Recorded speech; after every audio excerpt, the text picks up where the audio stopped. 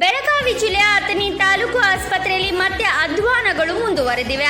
Corona test ಕಡ್ಡಾಯ ಅಂತ ಹೇಳಿ ಬಾಣಂತಿಯರನ್ನ ಸ್ಲ್ಯಾಬ್ ಕೊಡಲು ಕಳಿಸಿ ಗಂಟೆಗಟ್ಟಲೆ ಕಾಯಿಸಿದ್ದರಿಂದ ಸಾರ್ವಜನಿಕರು ಆಕ್ರೋಶ ವ್ಯಕ್ತಪಡಿಸಿದ ಘಟನೆ ಅಥಣಿ ತಾಲೂಕು ಆಸ್ಪತ್ರೆಯಲ್ಲಿ ನಡೆದಿದೆ.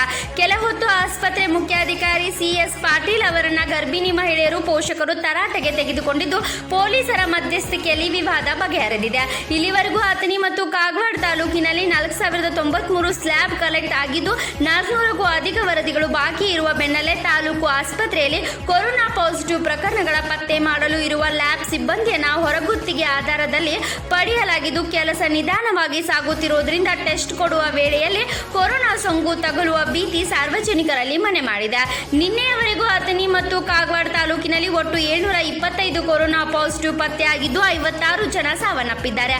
ಸದ್ಯ 151 ಆಕ್ಟಿವ್ ಕೇಸ್ಗಳಿದ್ದು ಆರೋಗ್ಯ ಇಲಾಖಾ ಸಿಬ್ಬಂದಿ ನಿರ್ಲಕ್ಷ್ಯ ಎದ್ದು ಕಾಣುತ್ತಿದ್ದು ಗರ್ಭಿಣಿಯರು ಟೆಸ್ಟ್ ವೇಳೆ ಕಾಯಿಸಿದ್ದಕ್ಕೆ ತೀವ್ರ ಆಕ್ರೋಶ ವ್ಯಕ್ತಪಡಿಸಿದ್ದಾರೆ.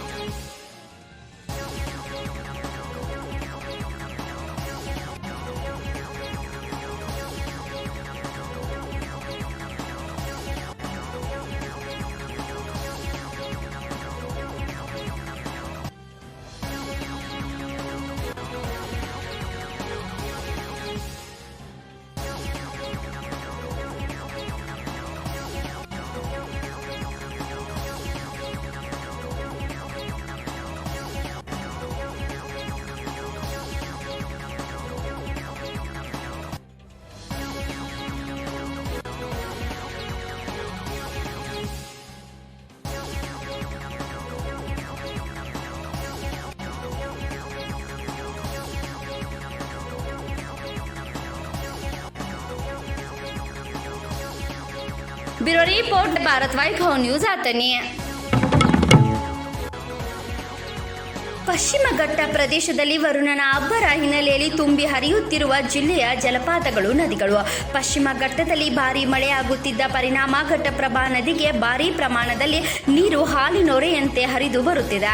ಭಾರತದ ನಯಾಗರ ಎಂದೇ ಖ್ಯಾತಿ ಗಳಿಸಿರುವ ಗೋಕಾಕ್ ಫಾಲ್ಸ್ ನೋಡಿದರೆ ಮೈ ಜುಮ್ ಎನಿಸುತ್ತಿದೆ. ಗೋಕಾಕ್ ಫಾಲ್ಸ್ನಿಂದ ಧುಮ್ಮಿಕ್ಕಿ ಹರಿಯುತ್ತಿರುವ ಜಲಧಾರೆ ನೋಡಲು ಪ್ರತಿ ವರ್ಷ ಜನಸಾಗರ ಬರುತ್ತಿದ್ರು. ಆದರೆ ಕೊರೋನಾ ಕಾರಣದಿಂದ ಪ್ರವಾಸಿಗರಿಲ್ಲದೆ ಗೋಕಾಕ್ ಫಾಲ್ಸ್ ಬಣ ಬಣ ಅನ್ನುತ್ತಿದೆ. ಜಿಲ್ಲೆಯಲ್ಲಿ ಸತತ ಮಳೆ ಮತ್ತು ಎದೆ ನಡುಗಿಸುವ ರೀತಿಯಲ್ಲಿ ನದಿ, ಹಳ್ಳ ಕೊಳ್ಳಗಳು ತುಂಬಿ ಹರಿಯುತ್ತಿವೆ. ಆದರೆ ಈ ಸೌಂದರ್ಯವನ್ನ ಸವಿಯೋಕೆ ಗೋಕಾಕ್ ಫಾಲ್ಸ್ ಬಳಿ ಪ್ರವಾಸಿಗರೇ ಇಲ್ಲದಂತಾಗಿದೆ.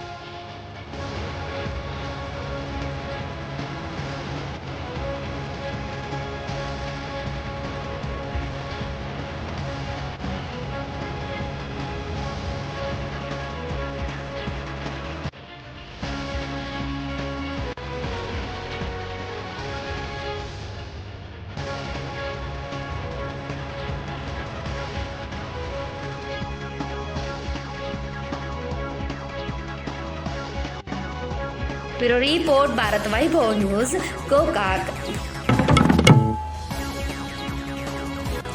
ಜಲಾಶಯಗಳಲ್ಲಿ ನೀರು ಪ್ರಮಾಣ ಮತ್ತು ಬಿಡುಗಡೆಗೆ ಸಂಬಂಧಿಸಿದಂತೆ ಮಾಹಿತಿ ವಿನಿಮಯ ಮತ್ತಿತರ ಸಮನ್ವಯ ಸಾಧಿಸಲು ರಾಜ್ಯದ ಒಬ್ಬ ಅಧಿಕಾರಿಯನ್ನು ಮಹಾರಾಷ್ಟ್ರದ ಜಲಾಶಯಗಳಿಗೆ ಹಾಗೂ ಅಲ್ಲಿನ ಅಧಿಕಾರಿಗಳನ್ನು ಇಲ್ಲಿನ ಜಲಾಶಯಗಳಿಗೆ ನಿಯೋಜಿಸುವ ಕ್ರಮ ಕೈಗೊಳ್ಳಬೇಕೆಂದು ಜಲಸಂಪನ್ಮೂಲ ಇಲಾಖೆ ಸಚಿವರಾದ ರಮೇಶ್ ಜಾರಕಿಹೊಳಿ ಅವರು ಸೂಚನೆಯನ್ನು ನೀಡಿದ್ದಾರೆ.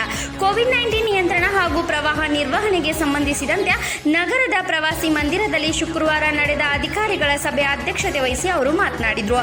ನೀರಿನ ಪ್ರಮಾಣ ಹೆಚ್ಚಳವಾದರೆ ಮಹಾರಾಷ್ಟ್ರ ತಕ್ಷಣವೇ ನೀರು ಬಿಡುಗಡೆ ಮಾಡಬೇಕಿದೆ. ಆದ್ದರಿಂದ ನಿರಂತರ ನಿಗಾ ವಹಿಸಬೇಕು. ವಿಶೇಷವಾಗಿ ಕೊಯ್ನಾ ಮತ್ತು ರಾಜ್ಯದ ಆಲಮಟ್ಟಿ ಜಲಾಶಯಗಳ ಬಗ್ಗೆ ಉಭಯ ರಾಜ್ಯಗಳ ಅಧಿಕಾರಿಗಳು ಸತತ ಮಾಹಿತಿ ವಿನಿಮಯ ಮತ್ತು ಸಮನ್ವಯತೆ ಸಾಧಿಸಬೇಕು. ಜಿಲ್ಲೆಯ ಜಲಾಶಯಗಳಿಂದ ಮೊದಲು ಕೆರೆಗಳನ್ನು ತುಂಬಿಸಬೇಕು. ಇದಾದ ಬಳಿಕವೇ ಮುಂದೆ ನೀರು ಬಿಡುಗಡೆ ಮಾಡಬೇಕು ಎಂದು ಸಚಿವ ರಮೇಶ್ ಜಾರಕಿಹೊಳಿ ಅವರು ಸೂಚನೆಯನ್ನ ನೀಡಿದ್ದಾರೆ. ಪ್ರವಾಹ ನಿರ್ವಹಣೆಗೆ ಸಂಬಂಧಿಸಿದಂತೆ ಮುಖ್ಯಮಂತ್ರಿಗಳು ಹೆಚ್ಚಿನ ಮುತುವರ್ಜಿಯಿಂದ ನಿನ್ನೆ 3-4 ಬಾರಿ ಚರ್ಚೆ ನಡೆಸಿದ್ದಾರೆ. ಆದ್ದರಿಂದ ಎಲ್ಲ ಅಧಿಕಾರಿಗಳು ತುರ್ತು ಪರಿಸ್ಥಿತಿ ನಿರ್ವಹಣೆಗೆ ಎಲ್ಲ ರೀತಿಯ ಮುನ್ನೆಚ್ಚರಿಕೆ ವಹಿಸಬೇಕೆಂದು ಸಚಿವ ಜಾರಕಿಹೊಳಿ ಅವರು ತಿಳಿಸಿದರು. ಈ ವರ್ಷ ಕೊರೋನಾ ಮತ್ತು ಪ್ರವಾಹ ಎರಡೂ ಸವಾಲುಗಳನ್ನು ಸಮರ್ಪಕವಾಗಿ ನಿಭಾಯಿಸುವ ಅಗತ್ಯ ಸಿದ್ಧತೆ ಮಾಡಿಕೊಳ್ಳಬೇಕು. ಮಹಾರಾಷ್ಟ್ರದ ಜಲಾಶಯಗಳಿಂದ ನೀರು ಬಿಟ್ಟ ತಕ್ಷಣವೇ ನಮ್ಮ ರಾಜ್ಯದ ಜಲಾಶಯಗಳಿಂದ ಮುಂದೆ ನೀರು ಬಿಡುಗಡೆ ಬಗ್ಗೆ ಸೂಚನೆ ನೀಡಬೇಕು ಎಂದರು. ಬೀಜ, ಗೊಬ್ಬರ ಸೇರಿದಂತೆ ಯಾವುದೇ ಕೊರತೆ ಇದ್ರೂ ತಮ್ಮ ಗಮನಕ್ಕೆ ಬಂದರೆ ಸಂಬಂಧಿಸಿದ ಸಚಿವರ ಜೊತೆ ಚರ್ಚಿಸಲಾಗುವುದು ಎಂದು ತಿಳಿಸಿದರು. ಸದ್ಯಕ್ಕೆ ಜಲಾಶಯಗಳ ಭರ್ತಿಗೆ ಇನ್ನೂ ಕಾಲಾವಕಾಶಗಳು ಇರೋದ್ರಿಂದ ಸದ್ಯಕ್ಕೆ ತೊಂದರೆ ಇಲ್ಲ ಎಂದು ಅಧಿಕಾರಿಗಳು ವಿವರಿಸಿದರು.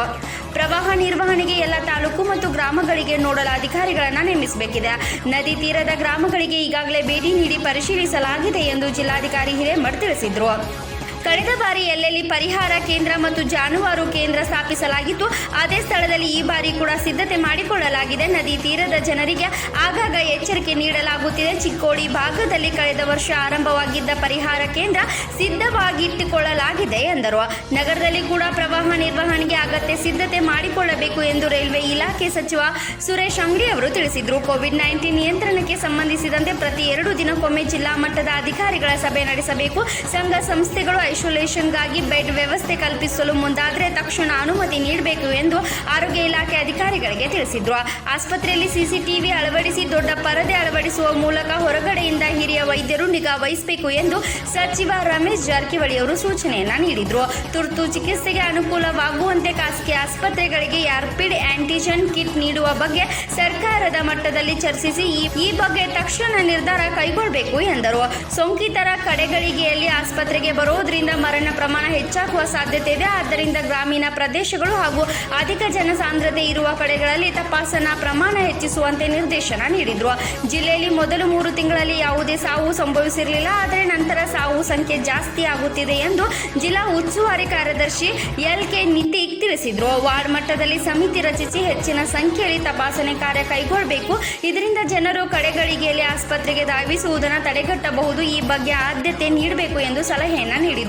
ತಾಲೂಕು ಕೋವಿಡ್ ಕೇರ್ ಸೆಂಟರ್ ಸಂಭವಿಸಿದಂತೆ ಆಯಾ ತಾಲೂಕುಗಳಲ್ಲಿ ಲಕ್ಷಣರಹಿತ ಆರೈಕೆ ಮಾಡಬೇಕಿದೆ ಎಂದು ಜಿಲ್ಲಾಧಿಕಾರಿ ಹಿರೇಮಠ್ ತಿಳಿಸಿದರು. ಚಿಕ್ಕೋಡಿ ಲೋಕಸಭೆ ವ್ಯಾಪ್ತಿಯಲ್ಲಿ ಬರುವ ಯಡೂರು ಗ್ರಾಮದ ನದಿ ತೀರಕ್ಕೆ ಅಧಿಕಾರಿಗಳೊಂದಿಗೆ ಚಿಕ್ಕೋಡಿ ಲೋಕಸಭಾ ಸಂಸದರಾದ ಅಣ್ಣಾಸಾಹೇಬ್ ಜೊಲ್ಲೆ ಅವರು ಭೇಟಿ ನೀಡಿ ಪ್ರವಾಹ ಮುನ್ನೆಚ್ಚರಿಕೆ ಕ್ರಮಗಳ ತೆಗೆದುಕೊಳ್ಳುವ ಕುರಿತು ಅವಶ್ಯಕತೆಯಾದ ಸಲಹೆ ಸೂಚನೆಗಳನ್ನು ನೀಡಿದ್ದಾರೆ. ರಾಜ್ಯದಲ್ಲಿ ಉಂಟಾಗಿರುವ ಪ್ರವಾಹ ಪರಿಸ್ಥಿತಿ ನಿಯಂತ್ರಣಕ್ಕೆ ಸರ್ಕಾರ ಎಲ್ಲಾ ರೀತಿಯ ಮುನ್ನೆಚ್ಚರಿಕೆ ಕ್ರಮಗಳನ್ನು ತೆಗೆದುಕೊಂಡಿದ್ದು ಯಾರು ಆತಂಕಕ್ಕೆ ಒಳಗಾಗದೆ ಸುರಕ್ಷಿತವಾಗಿರುವಂತೆ ಜನರಲ್ಲಿ ಜಾಗೃತಿ ಮೂಡಿಸಲು ಅಧಿಕಾರಿಗಳಿಗೆ ಸೂಚಿಸಿದ್ರು. ಈ ಸಂದರ್ಭದಲ್ಲಿ ಜಿಲ್ಲಾಧಿಕಾರಿಗಳಾದ MG ಹಿರೇಮಠ್, ಜಿಲ್ಲಾ ಪೊಲೀಸ್ ವರಿಷ್ಠಾಧಿಕಾರಿ ಲಕ್ಷ್ಮಣ್ ನಿಂಬರ್ಗಿ, ಉಪವಿಭಾಗಾಧಿಕಾರಿ Ravindra Karilinganavar, tahsildar Subhash Sampaka, DYSP Manoj Kumar Nayak, CPI RR Patil ಹಾಗೂ ವಿವಿಧ ಇಲಾಖೆ ಅಧಿಕಾರಿಗಳು ಉಪಸ್ಥಿತರಿದ್ದರು. Bureau report Bharat Vaibhav news Chikkodi.